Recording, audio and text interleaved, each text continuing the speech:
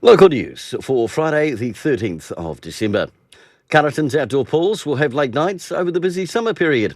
Open Monday to Friday, currently 2 till 6, 10 a.m. till 6 during the school holidays. Late nights will also take place Wednesdays and Fridays from the 3rd of January until the end of February, where they'll close at 8 p.m.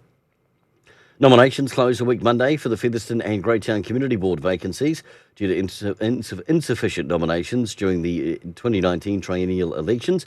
They're now being accepted through to the 23rd of December, with papers being delivered from the 27th of January. And Pānia Tīwhaiti has been awarded $12,000 to undertake a Māori history project. The funding coming from the New Zealand History Research Trust Fund.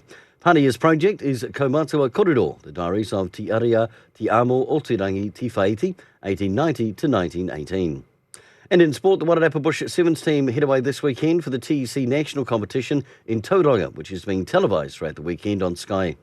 A different looking squad this time round due to injury and unavailability.